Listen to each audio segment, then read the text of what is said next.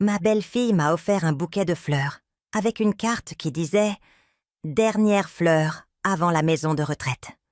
À la fin de l'événement, j'ai pris le microphone et j'ai révélé son secret. Je suis heureuse que tu sois ici.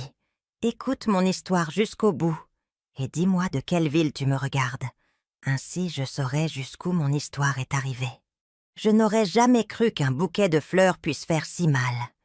Mais j'étais là, moi, Marguerite Dubois de 65 ans, assise au 3e rang de l'église communautaire de Belleville, le jour de la fête des mères, avec un magnifique bouquet de roses roses et de lys blancs dans les mains, qui ressemblait plutôt à une gifle. Ma belle-fille Sylvie me les avait offerts avec ce sourire parfait qu'elle a, celui qui n'atteint jamais ses yeux. « Joyeuse fête des mères, Marguerite !» dit-elle assez fort pour que tous autour de nous entendent. Plusieurs femmes se tournèrent fort vers nous et hochèrent la tête comme pour dire « Quelle gentille belle-fille !» Puis j'ouvris la petite enveloppe qui accompagnait les fleurs. La note écrite à la main disait « Dernière fleur avant la maison de retraite ». Mes mains tremblèrent en lisant cela une fois de plus, comme pour m'assurer que je ne comprenais pas mal. Soudain, je sentis que l'église était très chaude et trop bondée. Je levai les yeux et vis Sylvie dire quelque chose à l'oreille de mon fils Pierre, sa main bien agrippée à son bras. Il me regarda et me sourit doucement, mais je savais déjà que ce n'était pas une simple blague de mauvais goût. C'était une allusion parfaitement intentionnelle. Depuis 3 ans, Sylvie répète combien il est difficile pour moi de m'occuper de la maison, qu'elle s'inquiète que je vive seule et que je devrais commencer à penser à d'autres options, tant que je le peux encore. Pierre ne fait que lui donner raison et ne la contredit presque jamais. Ils sont mariés depuis 8 ans maintenant. Je rangeais la note dans mon sac avec beaucoup de précaution, essayant de respirer calmement. Le pasteur Martin terminait son sermon sur l'honneur aux mères. Quelle ironie! Autour de moi, toutes les autres mamans souriaient heureuses, tandis que leurs familles s'approchaient.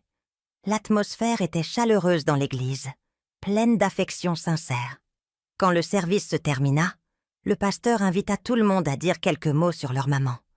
Un par un, fils, filles et même petits-enfants passèrent devant et dirent de belles choses qui provoquaient sourires et larmes. Pierre ne bougea pas. Sylvie avait sa main fermement posée sur sa cuisse. Quelque chose en moi se brisa. Après 65 ans, à toujours me taire et chercher la paix, j'atteignis ma limite. Je levai la main et dis « Je voudrais dire quelque chose ». Le pasteur Martin parut surpris, mais me donna le microphone avec plaisir.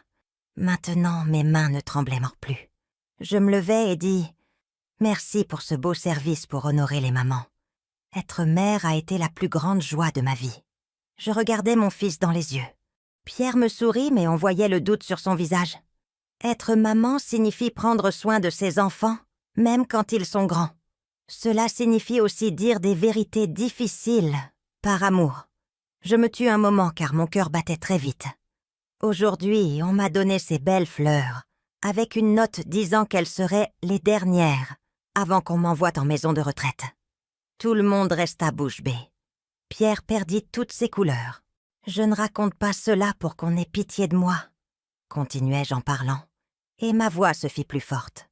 Je le dis parce que, depuis 3 ans, je vois comment ma belle-fille a essayé peu à peu d'éloigner mon fils de moi.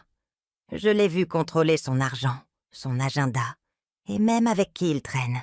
Je suis restée silencieuse pendant qu'elle répandait des rumeurs disant que je n'ai plus toute ma tête, alors que le mois dernier le docteur m'a donné un certificat disant que je suis parfaitement saine d'esprit.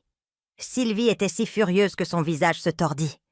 Elle agrippa Pierre par le bras et commença à lui chuchoter à l'oreille avec urgence. « Je ne vais dans aucune maison de retraite, » dis-je fermement, « et je ne vais plus prétendre que ce genre de choses est acceptable.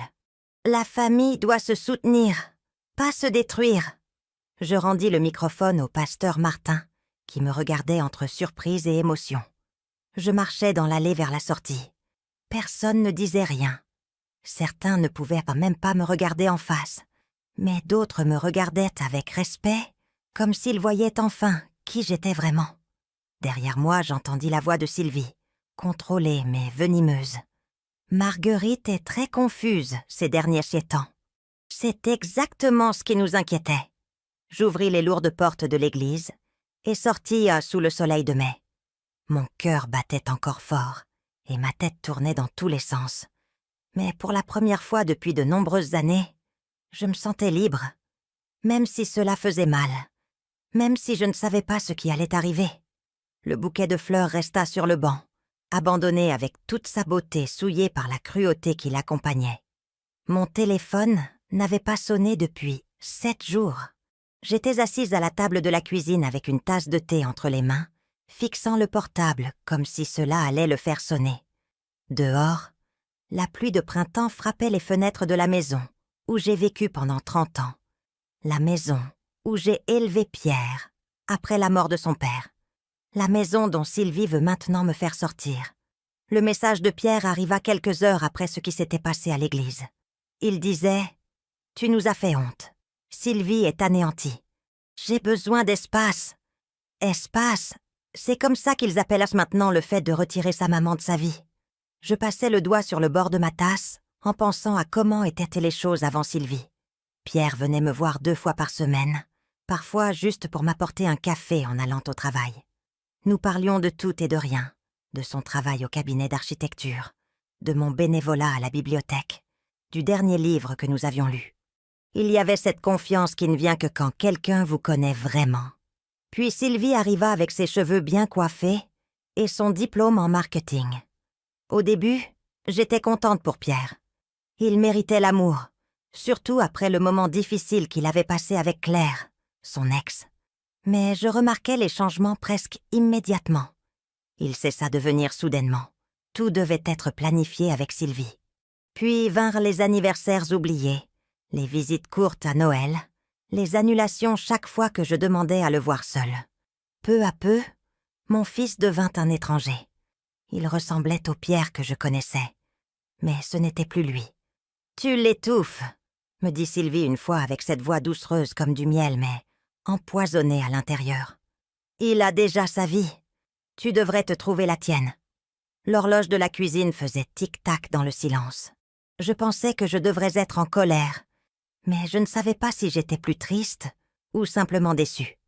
Au lieu de me mettre en colère, tout ce que je ressentis fut une tristesse très profonde, un vide à l'intérieur qui ne partait pas. La sonnette de la maison retentit et me sortit de mes pensées. Pour un moment, je m'illusionnais en pensant que cela pouvait être Pierre. Mais non. J'ouvris la porte et vis Françoise Moreau de l'église avec une casserole dans les mains. « J'ai pensé que cela pourrait être utile », dit-elle avec un sourire aimable, mais on voyait qu'elle était mal à l'aise. « C'est du poulet au riz sauvage. »« Merci, Françoise, » répondis-je en prenant le plat. « Veux-tu entrer ?» Elle hésita un peu et regarda vers sa voiture. « J'ai peur de ne pas pouvoir rester. J'ai une réunion du club de lecture. » Je savais que ce n'était pas vrai. Le club se réunit le jeudi, pas le mardi. Mais je hochais quand même la tête. Je compris qu'elle se sentait mal à l'aise. Les gens ne savent jamais comment réagir face aux vérités inconfortables. « Marguerite » dit-elle doucement, comme si elle ne voulait que personne d'autre entende. « Ce que tu as fait était courageux. Beaucoup d'entre nous ont remarqué comment Sylvie te traite. » Mais elle hésita à nouveau. « Pierre est allé voir le pasteur Martin hier. Il dit que tu as été confuse, que tu t'imagines des choses. » Ces paroles me tombèrent dessus comme une chape de plomb. Donc c'était leur plan, me faire passer pour folle, pour que personne ne me croie. « A-t-il apporté mes papiers du docteur Rousseau ?» demandai-je en essayant de paraître ferme, même si je tremblais à l'intérieur. « L'examen complet qu'ils m'ont fait le mois dernier, celui qui dit que je vais parfaitement bien. » Françoise baissa les yeux. « Marguerite, personne ne veut prendre parti. »« Merci pour la casserole, » dis-je lentement en commençant à fermer la porte. « Salut le club de lecture pour moi, celui qui ne se réunit pas aujourd'hui. » Seule à nouveau, je mis la casserole au frigo sans l'ouvrir et retournai à mon thé qui était déjà froid.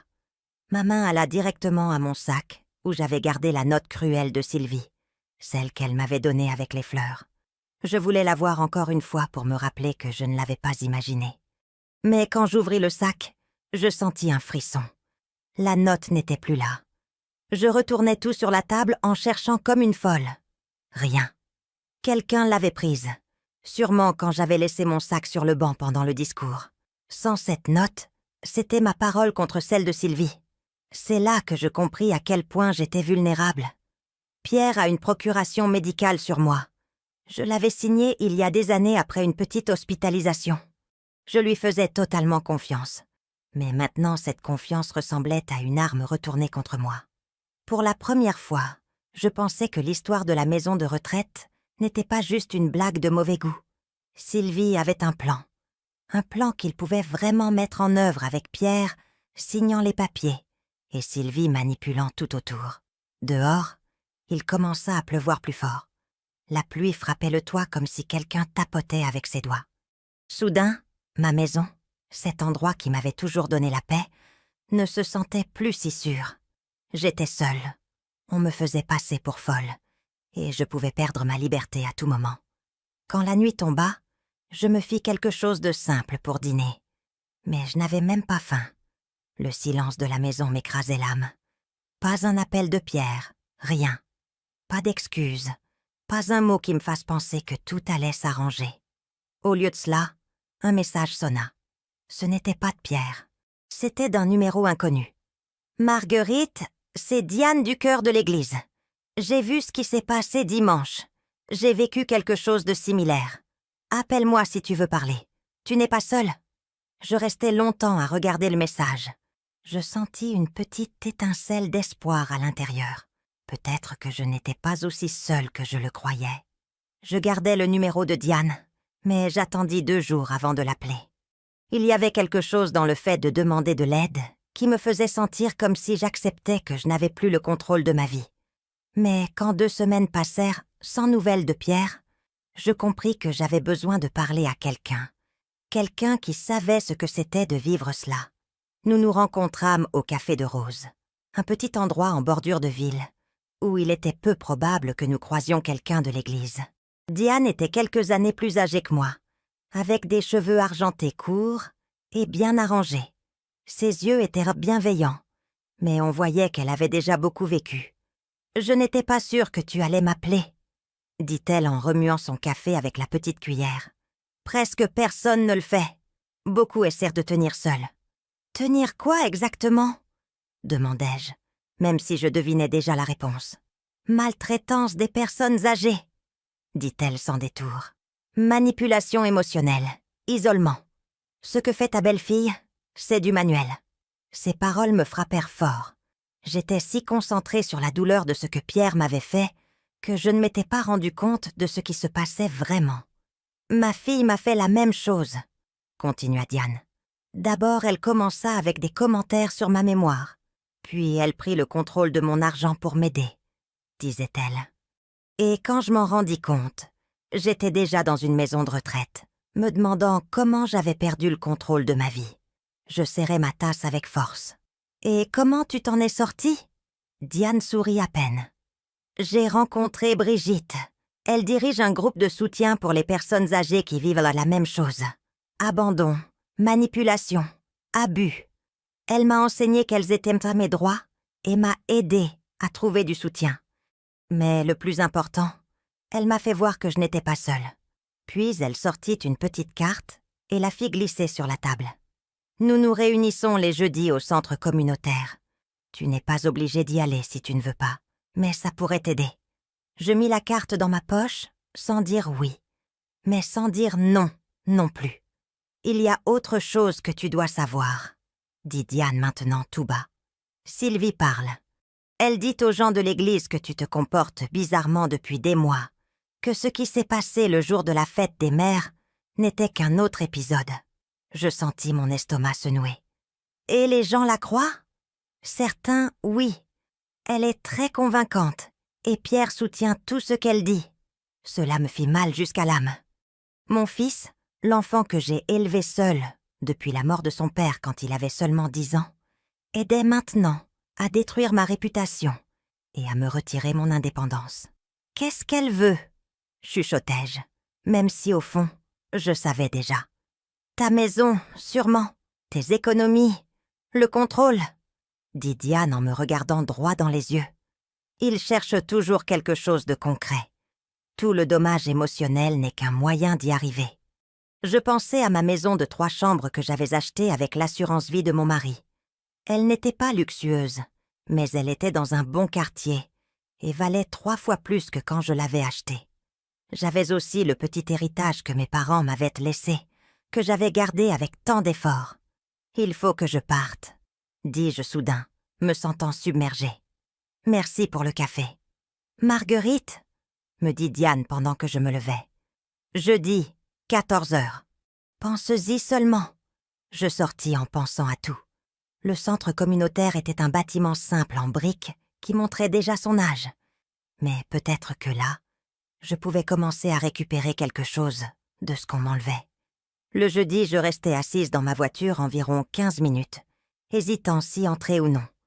Depuis la fenêtre, je pouvais voir un cercle de chaises dans une salle à côté du couloir principal. Une dame âgée avec un foulard rouge très voyant servait de l'eau et des petits gâteaux. Finalement, je pris mon courage et j'entrai. La femme au foulard, Brigitte, me salua dès que j'entrai.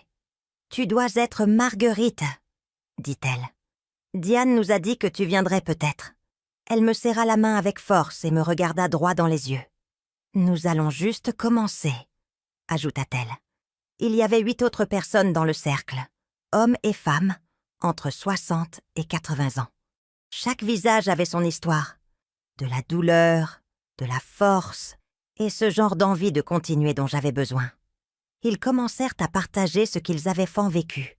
Une dame raconta comment son fils s'était peu à peu immiscé dans ses finances, jusqu'à ce qu'elle ne puisse plus toucher son propre argent. Une autre personne parla de sa fille, qui avait convaincu les docteurs que son père n'allait plus bien mentalement pour pouvoir vendre la ferme. Et un autre raconta comment son petit-fils l'avait peu à peu éloigné de ses amis et du reste de la famille. Quelque chose changea en moi pendant que je les écoutais. Je n'étais pas seule. Ce qui m'arrivait n'était pas bizarre, ni parce que je faisais quelque chose de mal. C'était quelque chose qui arrivait à beaucoup de gens. Et le plus important, on pouvait l'affronter. Quand ce fut mon tour de parler, je commençais avec des doutes. Mais peu à peu, je pris confiance. Je racontais tout. Comment Sylvie avait tout organisé peu à peu. Comment Pierre la suivait dans son jeu. Et la peur que cela me donnait. L'histoire de la procuration médicale est préoccupante, dit Brigitte à la fin. Mais ce n'est pas la fin du monde. Nous avons un avocat bénévole qui aide les gens avec ce type de problème.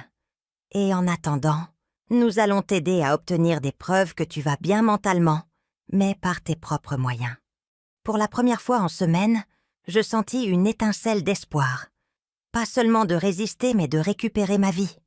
Quand la réunion se termina, les gens échangèrent des téléphones, s'embrassèrent.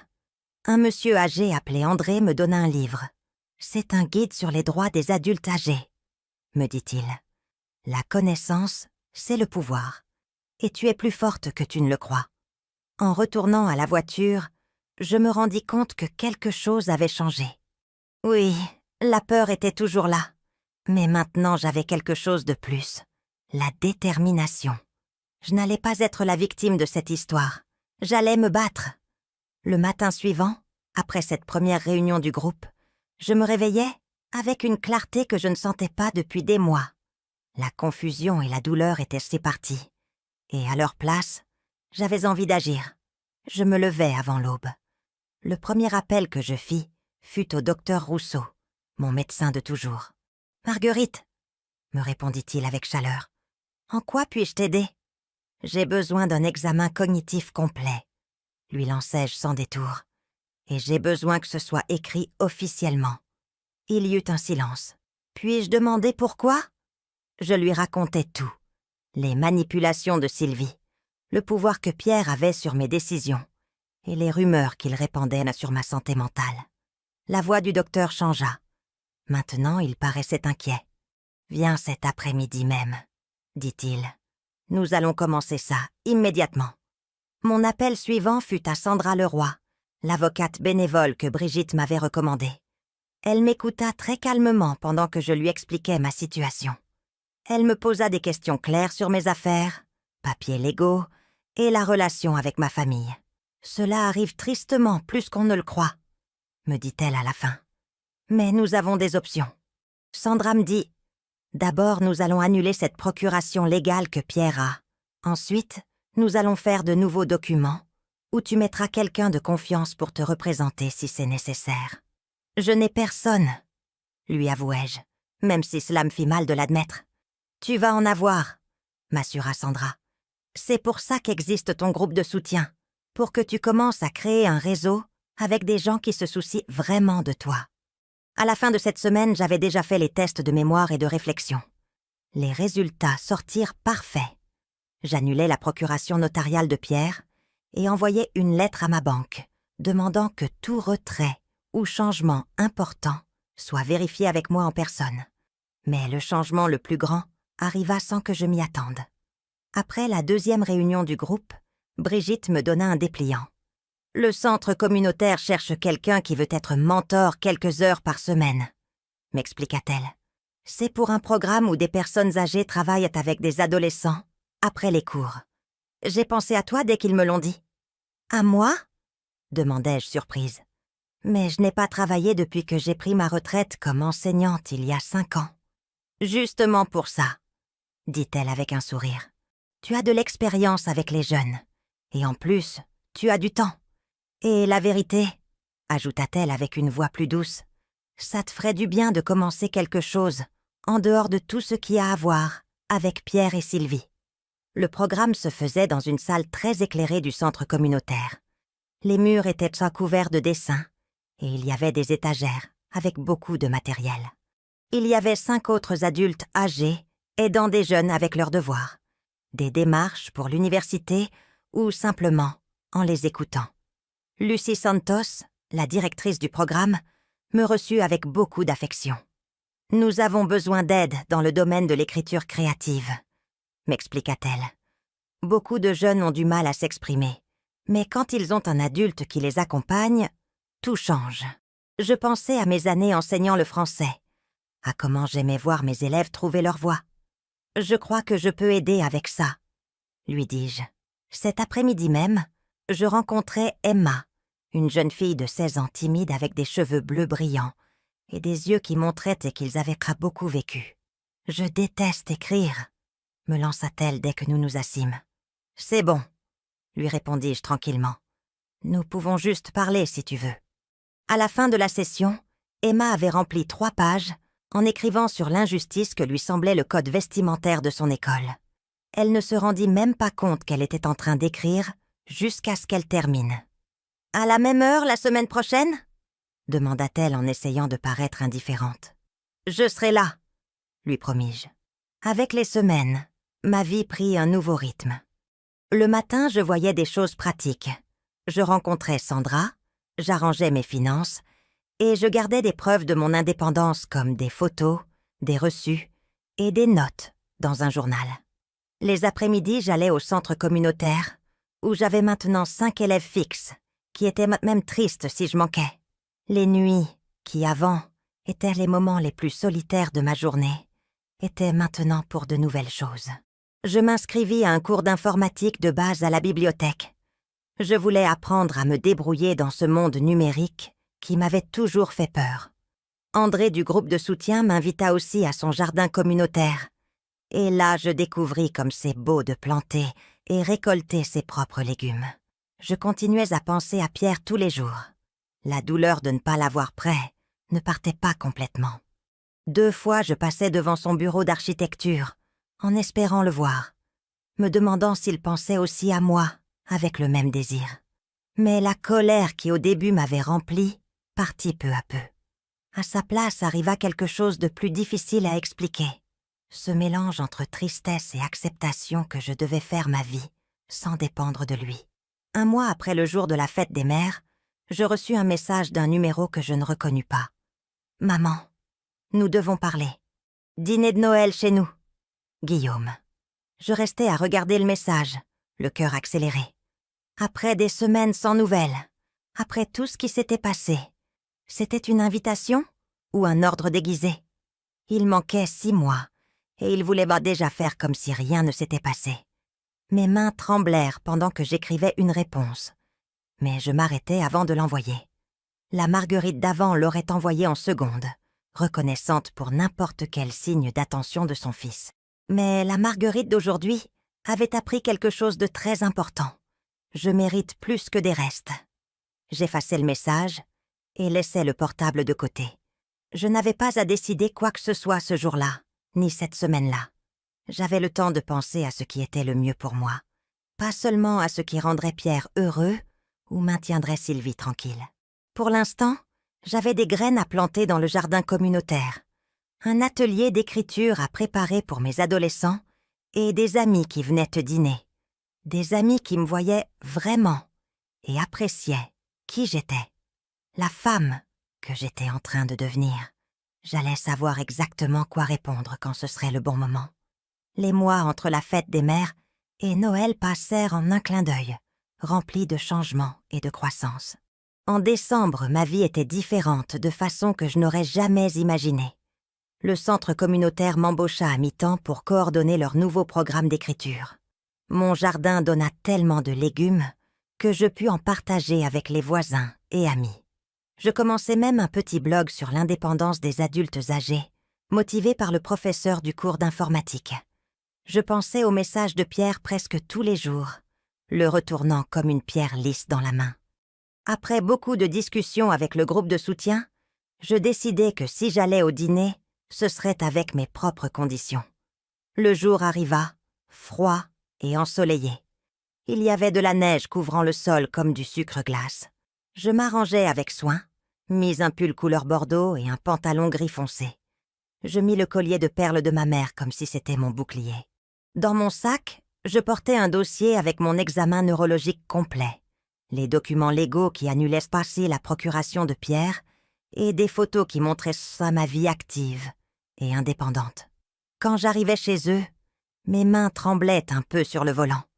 La maison était décorée jusqu'au dernier coin, des lumières clignotantes partout, un énorme Père Noël gonflable flottant dans le jardin. Tout très beau et trop, exactement comme Sylvie. Pierre ouvrit la porte avant que je frappe. Il avait l'air fatigué. Je lui vis plus de rides autour des yeux. « Maman » dit-il avec une voix sérieuse. « Entre !» La maison sentait le pain et la cannelle. On entendait des chants de Noël en sourdine par des haut-parleurs. Pierre m'emmena au salon. Là était Sylvie, assise très droite sur le canapé avec une robe verte en velours qui s'accordait avec l'arbre. « Marguerite !» me salua-t-elle avec un sourire forcé. « Je suis contente que tu sois venue. » Je m'assis dans un fauteuil en remarquant comme ils se tenaient fat loin tous les deux. Pas d'embrassade, pas un peu d'affection, juste de la politesse et de la distance. « Cela fait longtemps, » dis-je simplement. Pierre se racla la gorge. « Maman, avant de dîner, nous voulons te parler de ce qui s'est passé en mai. » Il regarda Sylvie qui lui fit un signe comme l'encourageant. « Ton comportement à l'église nous a inquiétés. Nous étions très soucieux pour toi. » Mon cœur commença à battre plus fort, mais ma voix ne trembla pas. « Mon comportement ? Tu te réfères au moment où j'ai répondu pourquoi on me disait qu'on allait m'envoyer en maison de retraite ?» Sylvie soupira de façon très exagérée. « Exactement ça, Marguerite. Tu as mal interprété tout. C'était juste une blague. »« Une blague ?» répétai-je en sortant quelque chose de mon sac. « Comme quand tu dis que je suis confuse, que j'ai des épisodes, que je ne distingue plus la réalité. » Pierre bougea, mal à l'aise. « Maman, tout ce que nous voulons, c'est prendre soin de ta santé mentale. Heureusement que j'ai d'excellents docteurs, » répondis-je en posant un dossier sur la table. Le docteur Rousseau m'a fait une évaluation neurologique et cognitive complète en juin. Tous les résultats sont là, si vous voulez les voir. Je suis sortie parfaite. Pierre ne toucha même pas le dossier. Le sourire de Sylvie commença à s'effacer. « Nous avons aussi remarqué que tu as pris des décisions financières étranges, » dit Pierre comme s'il suivait un script. « Nous pensons que peut-être il est temps de simplifier ta vie. » Il continua. « Peut-être vendre la maison, déménager dans un endroit où ils peuvent là mieux t'aider. »« Pierre, » l'interrompis-je calmement, « Je t'ai déjà retiré la procuration pour prendre des décisions médicales pour moi. J'ai aussi mis plus de mesures de sécurité sur tous mes comptes. » Un silence énorme se fit. Sylvie devint rouge. « Qu'est-ce que tu as fait ?» dit Pierre enfin. « J'ai récupéré le contrôle de ma vie, » répondis-je avec une tranquillité qui me surprit. « Et aujourd'hui, je suis ici pour te dire que même si je t'aime encore, Pierre, je ne vais pas me laisser manipuler ni mettre de côté. » Sylvie se leva d'un coup. « C'est de la folie. Pierre, dis-lui que c'est absurde. » Mais Pierre me regardait d'une façon que je ne compris pas. Il y avait de la surprise, oui, mais peut-être aussi un peu de respect. « Il y a autre chose que vous devez savoir, » continuai-je. « On m'a engagée comme coordinatrice du programme d'écriture au centre communautaire. La semaine dernière, ils m'ont même interviewée pour le journal local pour le travail que nous faisons avec les jeunes. « C'est incroyable, maman, » dit Pierre, vraiment surpris. Sylvie ne l'avala pas.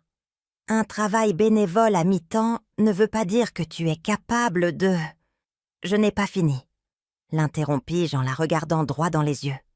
On m'a aussi invité à donner une conférence le mois prochain. Ce sera sur le vieillissement actif. Mon point de vue sur la famille et l'indépendance des adultes âgés les a beaucoup intéressés. Les yeux de Sylvie s'ouvrirent comme des soucoupes. « Tu n'oserais pas parler publiquement ?»« Parler de quoi, Sylvie ?» demandai-je avec un ton innocent. « Sur comment certaines familles confondent indépendance avec incapacité ? Ou comment, même si elles ont de bonnes intentions, elles finissent parfois par retirer l'autonomie à une personne âgée ? C'est un sujet très académique, bien sûr. » Le message était clair. Si elle continuait à m'attaquer, je n'allais pas rester silencieuse. Pierre posa la main sur le bras de Sylvie comme pour la calmer. « Je pense que nous devrions dîner maintenant, » dit-il fermement. « Maman a raison, il faut respecter son indépendance. » Sylvie ouvrit la bouche, puis la ferma sans rien dire, et partit en colère à la cuisine. Le dîner fut très tendu. Sylvie ne dit presque rien, se concentrant seulement à découper sa dinde en morceaux de plus en plus petits. Pierre essaya de faire la conversation, mais on voyait qu'il était mal à l'aise. Il me demanda sur mon jardin et mes cours d'informatique, comme s'il était en train de connaître quelqu'un qu'il commençait tout juste à situer.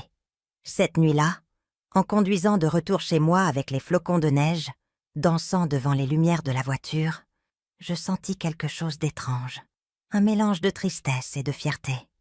La relation avec mon fils avait changé, peut-être pour toujours, mais je m'étais tenue ferme. J'avais dit ce que j'avais à dire, et pour la première fois, en de nombreuses années, je sentis qu'on m'avait vraiment écoutée. 1 an après ce jour de la fête des mères qui avait tout changé, j'étais dans mon salon entouré de ballons colorés et du bruit joyeux des gens. Nous célébrions mon 66e anniversaire. J'avais organisé tout moi-même, invitant les personnes qui étaient devenues ma famille pendant cette dernière année. Brigitte était près de la fenêtre, riant avec André en discutant de quel type de tomates étaient les meilleures pour le jardin communautaire. Lucie du centre communautaire montrait des photos de l'anthologie que nos écrivains adolescents venaient de publier. Emma, une de mes élèves d'écriture, celle qui avant avait les cheveux bleus et maintenant les porte avec des mèches violettes, arrangeait des petits gâteaux qu'elle avait fait cuire elle-même. Chacun avait un petit livre en pâte à sucre sur le dessus. Je me vis dans le miroir sans le vouloir et je m'arrêtais. Je fus surprise par la femme que je vis refléter. Elle était plus droite qu'il y a 1 an. Ses yeux brillaient plus. Son sourire était authentique. Elle avait l'air heureuse. La sonnette retentit et me sortit de mes pensées. Quand j'ouvris la porte, je sentis que ma respiration se coupait pendant 1 seconde. Pierre était là, seul sur le porche, avec un petit paquet emballé dans les mains. « Bonjour, maman, » dit-il doucement. « Joyeux anniversaire. » Pendant un moment, je ne sus pas quoi dire. Cela faisait presque 4 mois depuis notre dîner de Noël, et nous n'avions échangé que quelques messages froids depuis. « Pierre, quelle surprise! Je ne t'attendais pas. » Il bougea, mal à l'aise. « J'aurais dû t'appeler avant. Je vois que tu as de la visite. Ce n'est pas grave. Entre, s'il te plaît. » Pendant qu'il entrait, je remarquai que mes amis le regardaient. Brigitte me fit un signe d'encouragement de loin. Emma, qui avait déjà entendu parler de lui dans nos cours, l'observait avec beaucoup de curiosité. « Ta maison a l'air différente », commenta Pierre en regardant tout autour. « Elle est très belle. » Il avait raison. Pendant la dernière année, j'avais changé mon espace de la même façon que ma vie.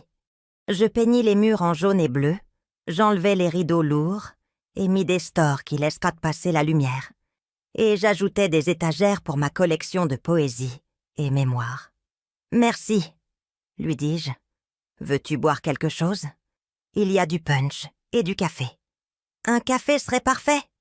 Déjà dans la cuisine, loin des yeux de tous, Pierre laissa le petit paquet sur le comptoir et respira profondément. « Maman, je te dois des excuses. Oui, de grandes excuses, » dit-il. Je me mis à lui servir le café sans savoir bien quoi dire. « Sylvie et moi nous sommes séparés, » continua-t-il en parlant doucement. « Depuis environ 2 mois. Je vis seule maintenant. » Je me tournai, surprise, pour le voir. « Je regrette d'entendre ça. »« Ne t'inquiète pas, » me répondit-il avec un sourire triste. « Il était temps. Après Noël, j'ai commencé à voir les choses plus clairement, par la façon dont elle parlait de toi, par comment elle voulait tout contrôler.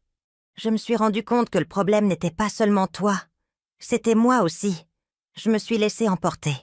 Je lui donnai sa tasse et nos doigts se touchèrent une seconde. « Qu'est-ce qui s'est passé ?» Pierre soupira et se passa la main dans les cheveux. « J'ai trouvé des mails. Elle parlait avec un agent immobilier au sujet de ta maison.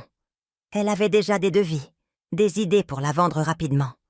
Elle avait même fait des brouillons de papier pour nous donner le contrôle de tes affaires. Des documents qu'elle pensait d'une façon ou d'une autre réussir à te faire signer. La vérité ne me surprit pas. Cela confirma plutôt ce que je soupçonnais déjà depuis longtemps. Quand je l'ai confrontée, elle ne l'a même pas nié. Elle a juste dit qu'elle le faisait pour ton bien, que je devais m'occuper de ma maman. C'est là que j'ai compris que je devais partir. Je m'appuyais sur le comptoir, laissant ces paroles s'arranger en moi. Je regrette que tu aies vécu ça, Pierre. C'est moi qui devrais m'excuser, maman. J'ai laissé qu'elle se mette entre nous. Je l'ai cru quand elle disait que tu n'allais plus bien, alors qu'au fond, je savais que ce n'était pas vrai. Je t'ai manqué. Sa confession si directe fut comme ouvrir une porte qui était fermée depuis des années. Je sentis que quelque chose en moi se relâchait. « Tu m'as manqué », dit-il avec la voix un peu brisée. « Ma maman me manquait. » Avant que je puisse lui répondre, Emma se pencha à la porte de la cuisine. « Marguerite, tout le monde attend que tu souffles les bougies, » nous prévint-elle, en regardant Pierre avec un peu de méfiance. « J'arrive tout de suite, » lui promis-je. « Et toi, Pierre, tu restes ?» Il hésita une seconde. « Tu es sûr ? C'est ton jour avec tes amis. Je ne veux pas déranger. »« Tu ne vas pas gêner, » lui répondis-je. « Mais les choses ont changé. Moi, j'ai changé. Je l'ai déjà remarqué, » dit-il avec un regard qui semblait sincère. « Tu as l'air plus forte, plus heureuse. »« Je le suis, » lui confirmai-je. « J'ai construit une vie qui me plaît, une vie qui est à moi. Si tu veux en faire partie, ça me fera plaisir. Mais il faut que ce soit avec le respect de nous deux. » Il hocha la tête lentement. « Je comprends, et je veux essayer. » Quand nous retournâmes à la fête, je présentai Pierre à mes amis. Je le vis essayer de s'entendre avec eux. Comment il s'efforçait de se connecter avec ces personnes qui étaient devenues si importantes pour moi. Quand André raconta une de ses histoires sur les embrouilleuses du jardin communautaire, Pierre éclata de rire. Quand Lucie parla du programme d'écriture pour les jeunes, Pierre lui posa des questions avec intérêt.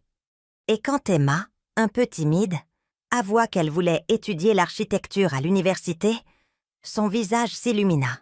« Quand tu veux, je te montre quelques projets de mon cabinet, » lui dit-il avec un sourire genuin. Plus tard, après avoir éteint les bougies et ouvert les cadeaux, je sortis sur la terrasse arrière avec Pierre. Nous regardions comment le coucher de soleil peignait le ciel avec des couleurs orange et roses, très vives. « Toka, ton cadeau !» dit-il soudain comme s'il venait de s'en souvenir. « Tu ne l'as pas ouvert ?» J'allai chercher le petit paquet que j'avais laissé dans la cuisine et l'ouvris avec précaution. C'était un cadre photo argenté.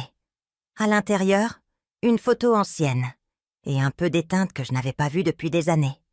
Moi avec Pierre de 5 ans sur les genoux, tous les deux en train de rire pendant que nous lisions un livre. Je l'ai trouvé en emballant mes affaires, m'expliqua-t-il.